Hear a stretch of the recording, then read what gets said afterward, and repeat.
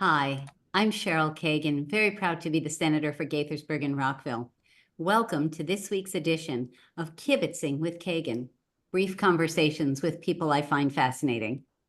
With me today as my really special guest is my friend and colleague from the 45th District, Cory McCray. Senator McCray, thank you so much for taking time to chat. Madam Vice Chair, I'm just glad and in awe to be here. Well, we're going to have an amazing conversation because you are one of the smartest, most effective members of the General Assembly, in my very biased opinion, which is why we're doing this. So I want to start with, we're going to talk about your history. I want to talk personal stuff. I want to talk political stuff, and I want to talk legislative. So we're going to be all over the board. All right, I'm ready. All right. So let's start with your childhood, your family. You didn't grow up in an idyllic situation, and you are very clear that on your 18th birthday you were in jail and you had been a drug dealer. And then look at you. So why don't you talk about sort of how that was and how getting connected with the International Brotherhood of Electrical Workers helped save your life? Yep. I'm born and raised in the city of Baltimore. For folks that may know, I graduated from a school, Fairmont Harford. It was an alternative school right there at Harford and 25th. I tell folks that by the grace of God, I had a mom that never gave up on her son. She was the one that actually reached out to the Maryland Department of Labor and say, send me every apprenticeship program in the state of Maryland, fill out an application for the International Brotherhood of Electrical Workers, and the rest is history.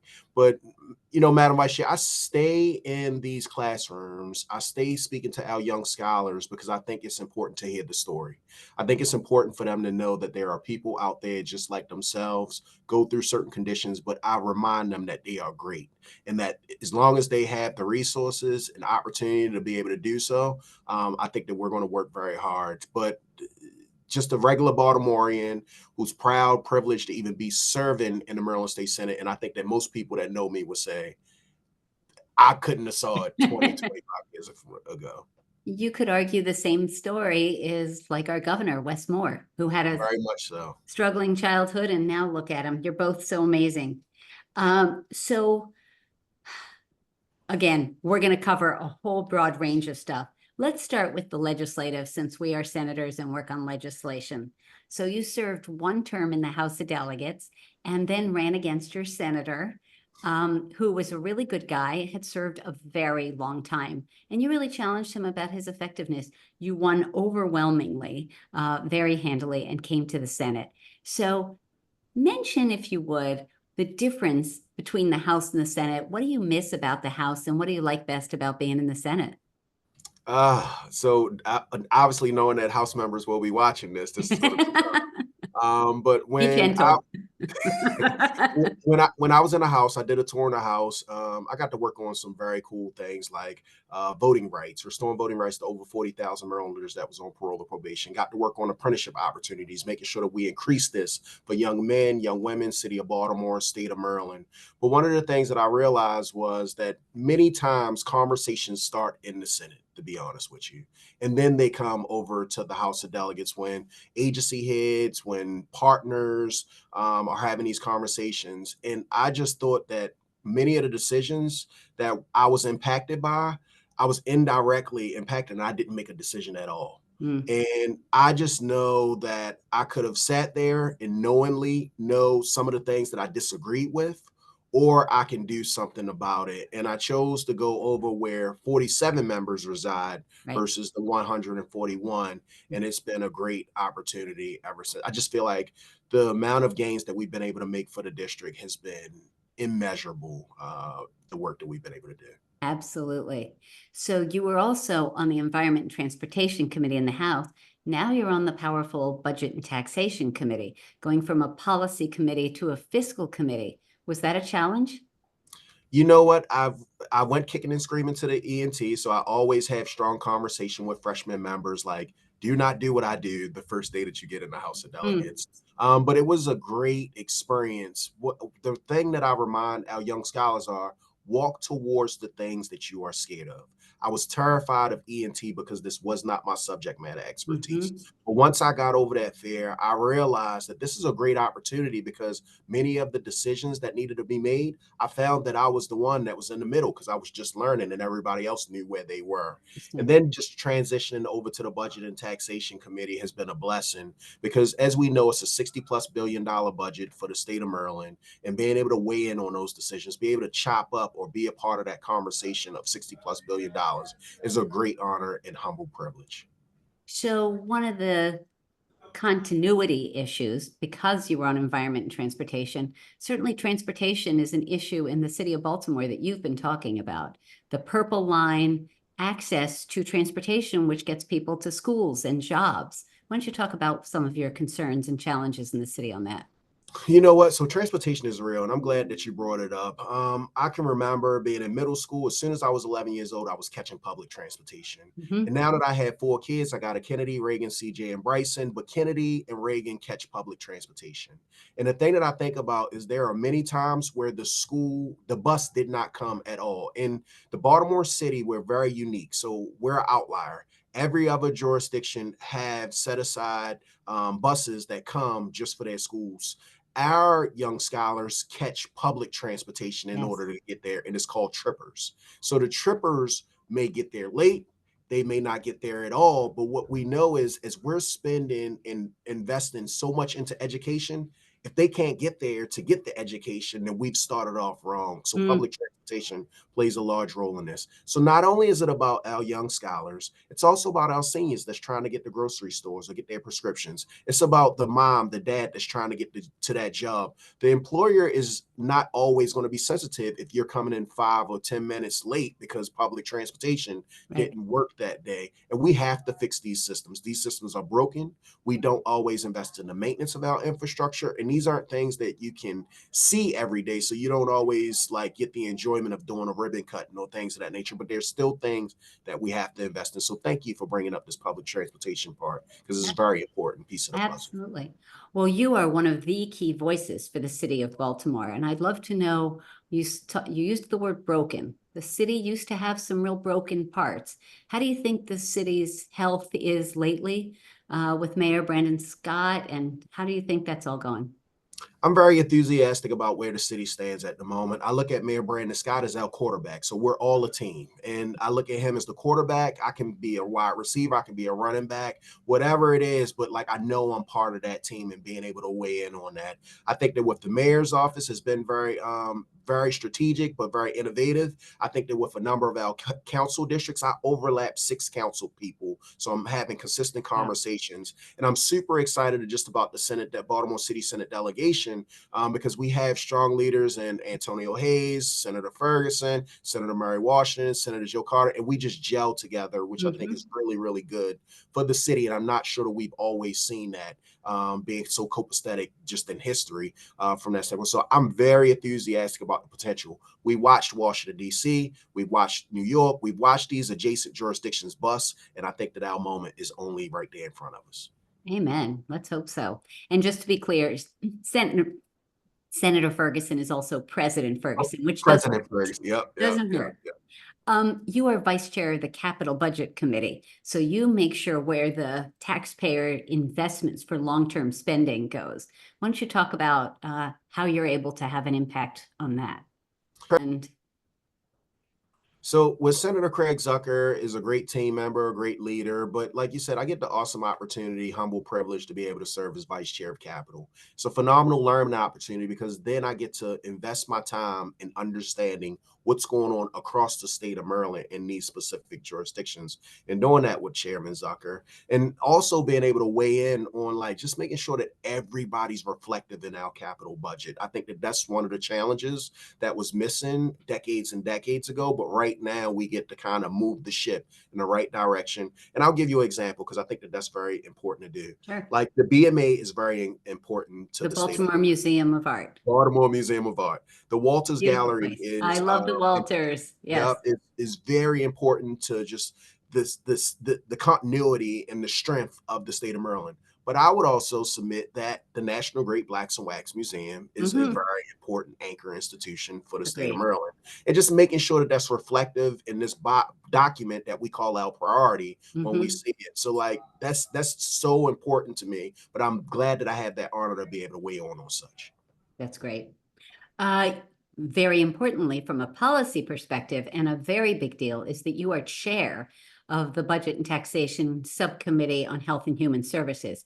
How do you, I'm not sure that the average viewer is going to understand that our budget is also a policy document, and it helps influence every corner and every policy, every constituent. Yep. So I'm glad that you talked about that piece of it, because when you look at, you have the chairmanship, you have the vice chair, and then you have these subcommittees. Subcommittees are broken down into subject matters. So my first 3 years as a subcommittee chair, I chaired what we call public safety, transportation, and environment. I told you all that you have to walk towards your fears and the things that you do not know. You don't know what you don't know. Right. I've realized that the health budget is a third of the state's $60+ billion budget. And I said, I want to learn more. I want the opportunity to be able to understand. So within that health subcommittee, health and human services subcommittee, I get the unique opportunity to have one-on-one conversations with our agency heads, with our private partners, to be able to understand our strengths, our weaknesses, to make sure that Maryland is coming up with the best product for our constituents. And like I said, it's just a very cool, awesome opportunity, because I'm just consistently taking in a significant amount of information and knowledge capture to be able to help and push towards a good state of Maryland. Love it. You've been able to pass a lot of bills, and looking at the number of bills that were signed into law by Governor Wes Moore, it's a lot different than when former Governor Larry Hogan vetoed anything that said McCray on it, is what it felt like. So it's a new day. What bill do you want to give a quick shout out to that you passed this year or recently that you think viewers would be interested in? And what bill is like making you crazy that you haven't been able to get it through yet? Do you know what?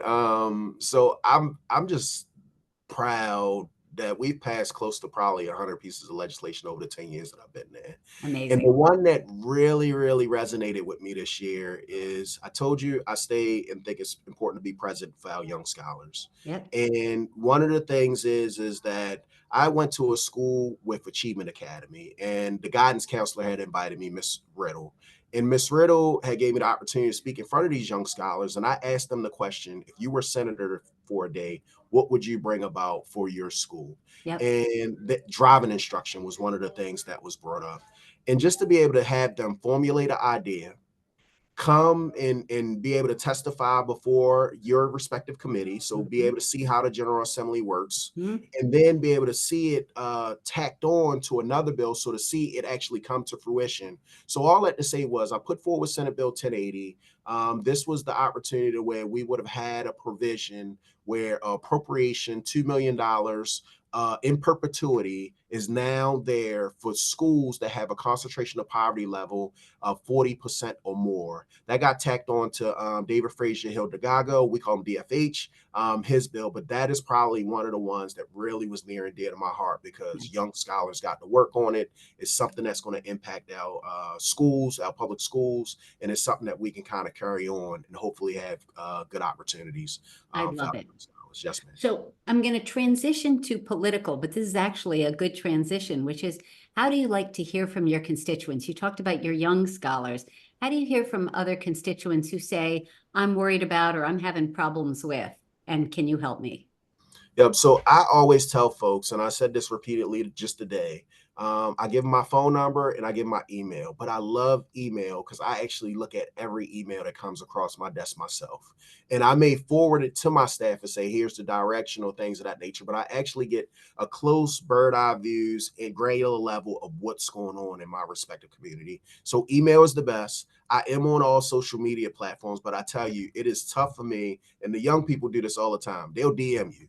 And they'll DM you the world, and I'll be like, can you please send it to me in email so that I can loop my staff in and we can do this? So I do have the social media platforms, but best way to contact me is via email. And my email is very easy. It's just my name, a period in the middle, last name @senate.state.md.us. I think we have the worst email addresses. It is long. It is It's long. awful. Okay, so let's shift to political. Mhm. Um, you were reelected without opposition last time. You are Uh, good. You are huh? very good. I said just the information and volume of information that you have on me is thoroughly impressive. We have done a lot of homework. We do that out of respect for your time and for you. You founded the Best Democratic Club. You were the first vice chair and the acting chair of the Maryland Democratic Party. You are a devoted Democrat. So talk about that first, and then we're going to talk about this year's elections. You know what? So in Baltimore City, it was a time and moment where it was hard for young folks to cut through. So, like, you will see that the average age of someone that was elected was probably on the span of 50 years of age on my side of town. And how do you engage is you have to organize. And Mhm. being involved in the labor union, I realized that we are stronger together, not individually trying to tackle one issue. So what we collectively did with the Best Democratic Club was we organized money and we organized people. And I wanted to say you've seen a very forward trajectory on the city council and our state legislature, just in reference to folks that are bringing these new ideas and putting them forward. Madam Vice Chair, I say that something like this is important because you have to have diversity. It's Yes. not just the ethnic diversity, it's gender, but it's also age. And I think that Agreed. when we have that diversity in these conversations, we have a better work product that's put forward on behalf of all of us in moving all of us forward. I agree. So let me ask, how do you think race relations are going today in our world, in our country, in our state, in the city, in the General Assembly? Speak Mhm, at any mhm. to any or all of those levels. Yep. So I think that on a local and a state level, I can see it really moving in the right direction. On a federal level, I try my best not to always pay attention to it. I'm very locked in on a local level. But in the General Assembly, I tell you, I see it moving leaps and bounds when we're strategically, tactically having these hard conversations to Mhm. make sure that all of us, I don't care what population, whether you're Black, whether you're Jewish, whether you're Greek, whether you're Italian, but make sure everybody's engaged and input is coming in for everybody because the output has been so much different than what we see decades on top of decades on top of decades where people have been left behind. Yep. And I think it's just more representative. When you look at our body, it's not and I'll be very direct and very blunt. It's not just the traditional white male that you're used to seeing, but you see more women, you see more um Blacks, you see more, just a lot of the different constituency groups very much represented in these conversations. And I feel so much better about that, but I really learn so much more when I have diverse people and diverse bodies around me. I agree. So let's celebrate the diversity that is going to be on our ballot this fall. Hey, So this is the first kibitz that I have taped since President Joe Biden, who has been a tremendous leader for our country and our world, finally announced that he wasn't going to seek reelection. And I am out of my mind excited that we have a woman and a woman of color who is going to be our Democratic nominee and hopefully the President of the United States. Talk about what the last couple of weeks have been like for you. it's been such a surreal moment, to be honest with you. I think that I watched the debate as all of us did. I was going in there. I was definitely pushing the button for my president, Joe Biden, but it was very tough because I was thinking about not my generation. Yeah. How are these young folks, and what do they feel like, and what are the stories that we're telling them as we have this election conversation? And then there came a moment where our vice president is now on the ballot for president. So I'm so excited because I just love having exciting people to get behind. You Yes. could just see, you could feel the earth shake when that happened. And it just totally changed the conversation. And real, I've had so many of my volunteers say, how do I get engaged in this conversation? Like, how do you, and these are older, younger, in between, Yep. like they are so excited of this moment that we stand in. And just to be like the first woman, like possible, like this is surreal. Like it is happening. And like we cannot sit on the sidelines because you do not want to ask yourself if I could have did more to make this happen. And I know you're a prime example because every once in a while I'll hear you, I was in this state or I was in this state. So like that is how we have to step up and we really have to live and be in this moment that we're in. Yes, amen. We can't ignore the fact that we have the opportunity to also elect a woman and a woman of color as our next U.S. Senator. Oh So my talk God. about Angela Alsobrooks. I could just remember, and she definitely had a tough fight, and I can remember her walking through my community. But I remember like the last few weeks, and I could just see people wanting to take selfies. I could see people Nice. walking up to her, and I was just like, there's this unique excitement that I don't always get to see in elections. We were in front of the Right. grocery store, in front of the coffee shops. So I'm super excited to have, a Prince Georgian, but a Marylander to kind of step into this role and to get us through these times and just to be able to represent us in that Senate. Absolutely. Speaking of elections, you raised a concern that there weren't enough ballot drop-off boxes in your community. Are there more now? Is it better? Do people have access through mass transit? Are they in the community? Do you think they are fairly distributed around the city? You are really, really good. Like I'm telling you, like I'm almost remembering some of these things, but I do feel very, very good about the posture that we're in Good. reference to the drop boxes. Madam Vice Chair, if I could just lean in and say something that I'm very proud of, when we put forward a bill to basically make sure that the people that were in our correctional facilities, so our pretrial facilities Mhm. in the city of Baltimore, we actually have a drop box in our pretrial Nice. facility. Yep. It's important to remember that these folks have not been convicted. Yep. These folks still have the right to vote, and we should be making sure that that access exists for not just some of us, but all of us. We talked about that. That's important. Absolutely. Um, I still have so much to cover, but I don't want to make this gap You last did a for lot. three You hours. did a lot. You did a lot. We got a lot. We got a lot. Um, for a second, let's just talk about real estate. By the time you bought your first house when you were 20, and by the time you were 25, you owned 7 houses. I'm scared to ask you, and I don't need to know. You must own like half the city at this point. Um, Talk about the investing in the city, because you are certainly not a slumlord, and you would certainly never buy. You are, I'm surely improving and all that. Talk a little about your real estate business. Yep. I tell folks that I learned it. I talked to you about the apprenticeship with the IBEW. I was working around folks that were homeowners. I was working around folks that had real estate portfolios, businesses, and things of that nature. You know what, Madam Vice Chair? We say this all the time.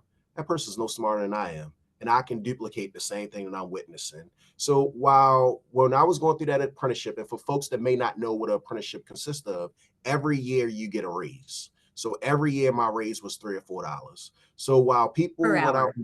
per hour. You're absolutely right, per hour. So while people would buy Lexuses and Lincolns, I drove my $1,000 car and I would buy a house a year. So like that was how I used that investment that I was given. And I look up and like you said, I had 6 properties in a duplex and just, it shifted because I didn't know that houses appreciate at that time. I Mhm. didn't realize the tax shelter. I just didn't know about a lot of these things, but I learned, I stepped forward, and I kind of read a great bit of it. But I want to say the trajectory in reference to real estate in Baltimore City is in a very good spot. As everything else, you look at the places next door, it's through the roof. It's unsustainable to be able to rent or to be able to buy in a lot of these places. That's not Baltimore City. Baltimore City is a great opportunity, and I just want to be a part, make sure that everybody's a part of that, and making sure that is there. So thank you for asking the question. Absolutely.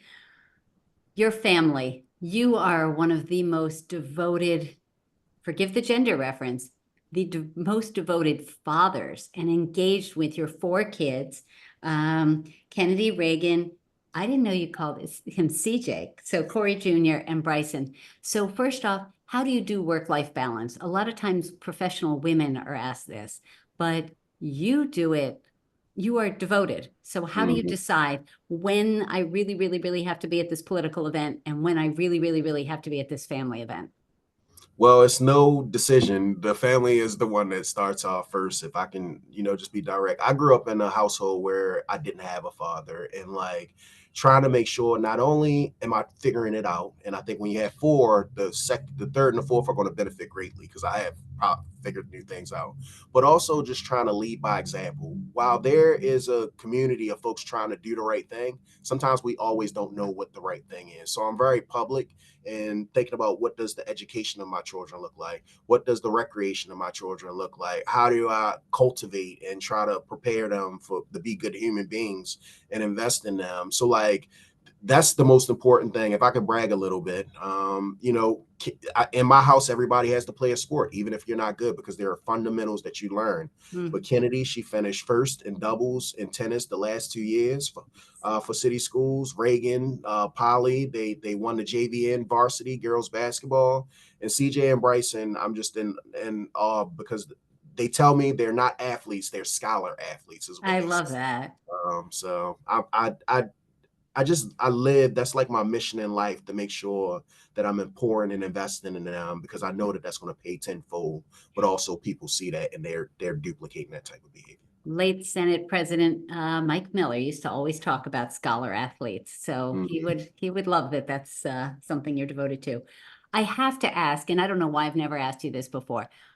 You named your girls after presidents, Kennedy and Reagan. What was that about, and why did you stop with the guys, with your Yeah. sons? It was a joint decision. I don't think that we were intentional about the presidents. We legit really did like the names. And so But it was Reagan? Like, really? Yeah, exactly, Reagan. And but like, I think it was just a joint decision with my wife, and I just kind of went with the flow. When she says, I do. So Okay. Well, speaking of your wife, you and Demetria recently announced an endowment you are not just good, you are great. at Coppin State. Talk briefly about your devotion to raising the next, in supporting the next generation of educators. Another one. So Demetria is born and raised in the city. She grew up in the Oliver community. And the thing that we don't always have is access and resources. And Coppin State poured into her. She actually got a full ride for what we call the McNair Scholar. So I can remember Named Demetria after the astronaut? and named after the astronaut, exactly, Wow. Ronald McNair. So And she just would, for people who may not know the name Ronald McNair, he was one of the astronauts who, along with Krista McAuliffe, the first teacher in space, was tragically died when the Challenger exploded shortly after takeoff. Sorry, go ahead. yeah. So the McNair Scholar is over at Coppin. She didn't work because she had to hold at least a B plus average in order to keep her full ride at Coppin. So the thing is she's a third grade teacher. So she's been third grade teacher for the past 20 plus years, doing what she loves. She talks about how her elementary school teacher was who drove her in the direction of this profession. But the thing is like, this is not about yourself. This is about the impact that's made and how can you make sure that you keep pouring into people over and over and over again. We have a phenomenal president in Dr. Jenkins. Went to an event that he had. The event was just such a beautiful experience. And we asked ourselves the question, how can we do more? They gave us the assignment and we understood the assignment. Unbelievable. That's really impressive. So I want to ask you and Demetria, what are your hopes for your kids? I hope that they could do the things that we can't even think of that's possible, and make sure that, that it's there at this moment. And everybody, I got to give examples. So like, my oldest is interning at the state's attorney's office. Nice. And Madam Vice Chair, I did not realize how many friends are out there. So immediately Judge Jones finds out that she's at the city. She's like, well, why ain't she interning in my office? So like, we don't even, so I didn't even think to say like, no, you know what? You want to be a lawyer. These are different pathways. So first I'm learning, especially with the first one, but it just, the community is so big in reference to opening doors in her village and just making sure. So I just wish for them the stuff that we cannot even think to process, because that's what's in front of us. They can and are capable of doing that. So I have a question for you before we get to Fast Five, but before I ask that Fast question, Five, all right, I'm scared of that. Yeah, you should be. Is there anything that I haven't asked you about that you want to share before we get ready to to wrap that part up. I think you did a good job. You just made me just reminisce about a lot of the work that we've been able to do, not just from a political standpoint, but family, just having fun, Baltimore. So I just say thank you for letting me just remember. Absolutely. So my last question for you then is, so I wanted to ask, what do you want your future to be? Because I think you are an extraordinary leader, and I don't think I'd get a straight answer of I want to be all the things. So I'm not going to ask that question. So instead, I'm going to ask, what do you want your legacy to be? Separate from your family and your kids, your political or legislative legacy. What would you hope to accomplish when your career in public service, wherever and however and whenever it ends? He cared, he worked, he led. Like that's important to me. Like, how do you lead? That people know that you do care, even if like you could be blunt, you could be direct, but I think it's important that folks know you do matter. Like, and I want people that interface or interact with me to know that I did care about what their thoughts were, what their challenges were, and whether we could get to some level of resolution. That's important to me. Fantastic. All right, Senator Cory McCray, it is time for Fast Five. 5 quick questions, 5 quick answers. And my interns helped come up with these. Question number 1. My heart is jumping out my shirt. I'm just like, You're good. You're good. Question number 1. What is your favorite restaurant in Baltimore, and what's your favorite dish there? Coco's, the crab cake platter. Okay. Question number 2. What is your favorite family tradition? My favorite family tradition. That is tough. I guess when we get around the table and eat. Any meal at all? I probably like all the stuff that's not healthy for you, but like anything that my wife cooks, I love it. Okay. All right. Question number 3. What is the best source that you use for news? Whether it's, again, national, state, local, city. Is there a website or a source that we might not know about? I like the ones that like kind of wrap it up for you, MarylandReporter.com, Center Maryland. But I just got into the Wall Street Journal like in the last 12 months. And it really has been a great resource, to be honest with you. I've really gained a lot of insight from it. Nice. Question number 4. What is a skill or talent that you either don't have and you want to learn, or something you're okay at and you want to improve? I really want to learn how to play golf, but I'm not sure if I had a time. Okay. And question number 5, the question that I ask every one of my guests. Senator Cory McCray, what is your hidden secret superpower? What is a skill or talent you have, something you're really good at that most folks can't do? I really think that like my work ethic sets me apart from folks, that level of commitment and determination. As I get older, I feel like it's kind of diminishing a little bit, but like the work ethic, I really take pride in it. I love that. That's great. Good answer. Good answer. Well, Senator McCray, you are awesome. I am so blessed to be able to work with you and call you a friend and colleague and ally on so many, many issues. So thank you for taking the time to chat today. Thank you. And I cannot say just ditto, but ditto isn't the appropriate choice of words. Just I can't say how much I'm in awe in reference to the level of work and diligence and just the questions that you ask, but more importantly, like the level of friendship that you've provided, even when I wasn't in office, just coming up to Baltimore, texting, like all that stuff matters. And I just want to let you know that I'm thankful for it. I'm so grateful. I look forward to seeing you sometime soon. I think it's time for you to maybe come down this way for lunch, or else I'll It come. is. I'm overdue. Something. Overdue. All right. Yeah. All right. See you soon, dear. Thank Have a you. blessed day. See you.